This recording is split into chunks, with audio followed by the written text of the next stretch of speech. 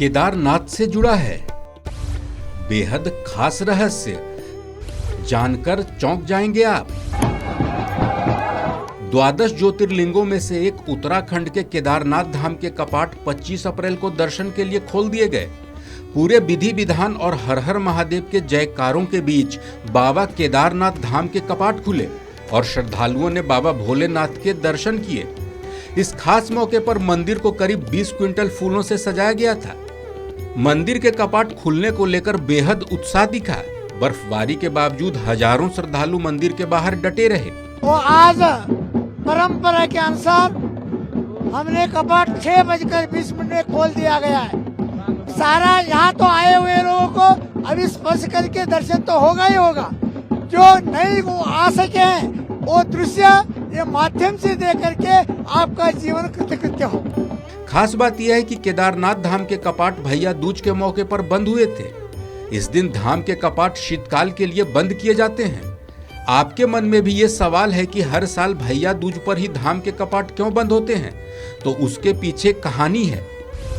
पौराणिक मान्यताओं में भैया दूज पर कपाट बंद करने की जानकारी दी गई है।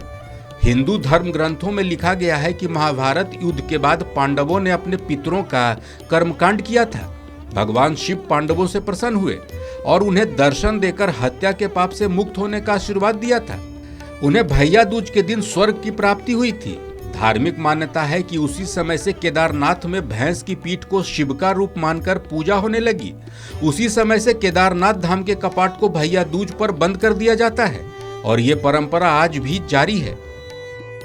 एक कारण यह भी है कि पौराणिक मान्यताओं के अनुसार भैया दूज से शीतकाल की शुरुआत मानी जाती है और विधि विधान से बाबा केदार के कपाट बंद कर दिए जाते हैं, जबकि कपाट खुलने के समय का निर्धारण शिवरात्रि पर किया जाता है।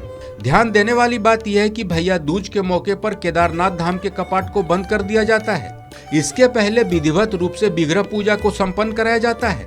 बाबा केदारनाथ धाम के कपाट बंदी के दौरान बड़ी संख्या में श्रद्धालु मौजूद रहते हैं।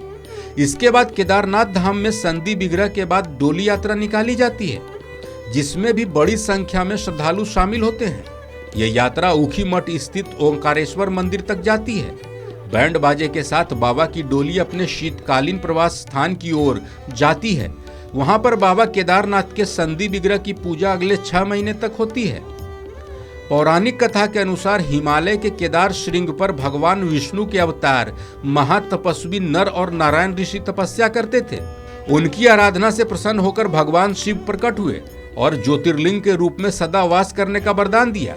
केदारनाथ हिमालय के केदार पर्वत पर है। केदारनाथ धाम और मंदिर तीनों तरफ पहाड़ों से घिरा है। एक तरफ 22,000 फुट ऊंचा केदारनाथ है तो दूसरी तरफ 21,600 फुट ऊंचा खर्च कुंड और तीसरी तरफ 22,700 फुट ऊंचा भरत कुंड नाम का पहाड़ है। केदारनाथ धाम में 5 नदियों का संगम भी है। यहाँ पर मंदाकिनी, मधुगंगा, क्षीरगंगा, सरस्वती और स्वर्ण गौरी नदी मौजूद है। इन नदियों में से कुछ का अब अस्तित्व नहीं रहा, परंतु अलकनंदा की सहायक नदी मंदाकिनी आज भी मौजूद है। इसी के किनारे केदारेश्वर धाम स्थित है। समुद्र तल से केदारनाथ धाम 3,584 मीटर की ऊंचाई पर है। केदारनाथ मंदिर 6 फीट ऊंचे चौकोर चबूतरे पर बना है। मंदिर में मुख्य भाग मंडप और गर्भगृह के चारों ओर परिक्रमा पथ है। बाहर प्रांगण में नंदी बैल भगवान शिव के वाहन के रूप में विराजे हैं, जिनकी भी पूजा की जाती है। हमारी खास पेशकश में इतना ही। इस तरह की दूसरी खबरों के लिए बने रहिए वन इंडिया प्लस के साथ।